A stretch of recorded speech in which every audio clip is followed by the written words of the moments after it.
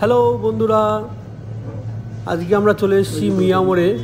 তো আজকে জ্যাঠার জন্মদিন, তো কেক কিনতে চলে এসেছি। আমার সাথে বাবা এসছে। এত ভালো ভালো কেক, কোনটা ছেড়ে কোনটা নেব তাই দেখছি, বাবাও দেখছি, বাবাও দেখছে। তো আমরা যেহেতু বাড়িতে সবাই নিরামিষ, তো সেই জন্য এগলেস কেক আমরা নিলাম। এই যে এখন কেকের উপর লেখা চলছে। আর এই কেকটা আমরা আগেও অনেকবার এনেছি, তো কেকটা খেতে বেশ ভালোই লাগে।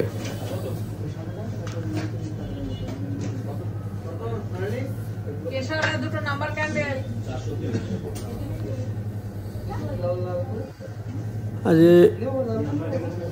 জন্মদিনের জন্যে বাড়িতেও অনেক রান্নাবান্নাও হয়েছে, পায়েস, পোলাও, অনেক কিছুই হয়েছে। তার মধ্যে কেননা কেকটা না কাটলে একটা অসম্পূর্ণ থেকে যায়, তো সেই জন্য আমরা আসার পথে আমি আর বাবা কেকটা নিয়ে আসলাম।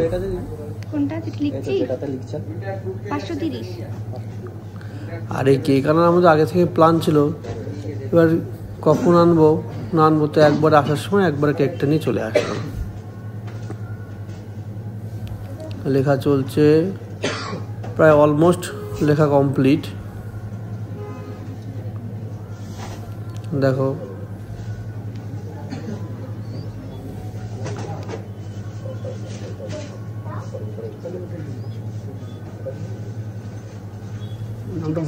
লেখা হলে হ্যাপি বার্থডে জ্যাঠা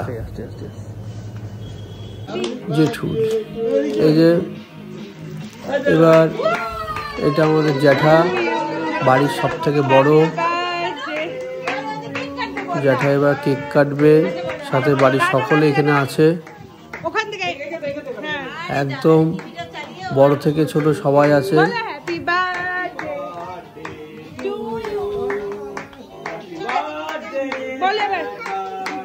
কেক কাটা হচ্ছে, সাথে আবার পাশে টিভিতে হ্যাপি বার্থডে গান চালানো হয়েছে।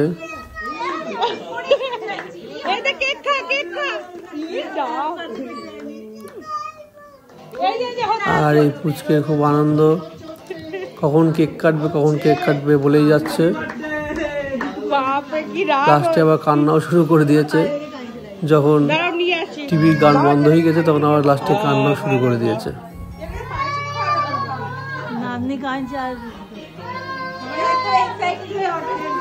এই যে আমার বুনি,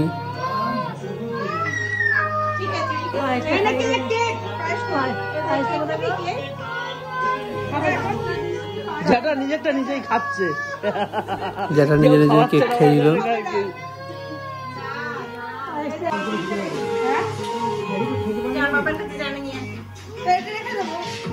পায়েস খাওয়া, এই যে